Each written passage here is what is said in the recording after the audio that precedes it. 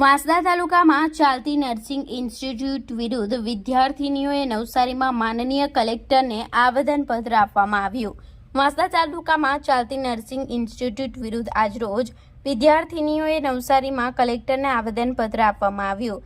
ભીનાર ખડકાળા ખાતે ચાલતી Shriji institute of health science, Rupvel ખાતે રાધાકિશન ઇન્સ્ટિટ્યૂટ, હનુમાનબારીમાં યશ ગ્રુપ ઇન્સ્ટિટ્યૂટની કાયદેસરની તપાસ કરવા માટે વિદ્યાર્થીનીઓએ કલેક્ટરને રજૂઆત કરવા માટે આવ્યા હતા। નર્સિંગ કરતા વિદ્યાર્થીઓએ જીએનએમનો કોર્સ સમયસર કરાવતા નથી। અહીં ગુજરાતીમાં અભ્યાસની તાલીમ આપવામાં આવે છે। બેંગ્લોર, કર્ણાટકામાં અંગ્રેજી ભાષામાં પરીક્ષા આપવાની હોય છે। ત્યાં પરીક્ષામાં કોપી કરાવવામાં આવશે। એના માટે દરેક વિદ્યાર્થીઓ પાસે 10,000 રૂપિયા કોપી કરવા માટે મજબૂરીથી વધારે રૂપિયા લેતા હોય છે। જે વિદ્યાર્થીનીઓ 10,000 રૂપિયા ન આપે તેને બેંગ્લોરની પરીક્ષામાં લઈ જવામાં આવતા નથી।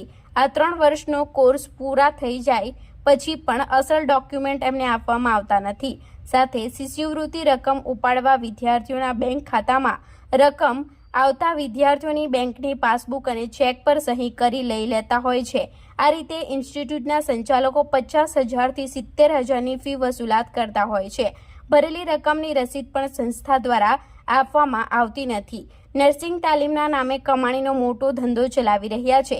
આદિવાસી બહેનો પેટે પાટા બાંધીને ફી માટે પૈસા ભેગા કરતા હોય છે। વિદ્યાર્થીઓને કોઈ અન્ય અભ્યાસ કરવો હોય તો તે પણ કરી શકતા નથી, કારણ કે વિદ્યાર્થીઓના અસલ ડોક્યુમેન્ટ લઈ લેતા હોય છે। 3-4 વર્ષથી ઇન્સ્ટિટ્યૂટ પોતાની મનમાની કરતા આવ્યા છે।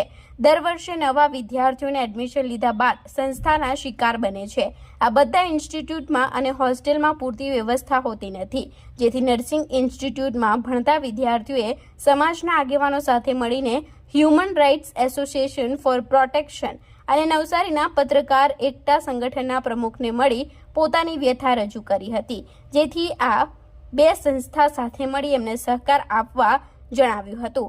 નવસારીમાં જિલ્લામાં ચાલતા ગેરકાયદેસર નર્સિંગ ઇન્સ્ટિટ્યૂટ બંધ થઈ જાય, એમના પર કાયદેસરની કાર્યવાહી કરવામાં આવે, એમને સજા થાય તે માટે બધા સાથે મળી માનનીય કલેક્ટરશ્રીને આવેદનપત્ર આપી પોતાની વ્યથા રજૂ કરી હતી। કરિશ્મા પટેલ, હું નવસારી રહેવાસી છું।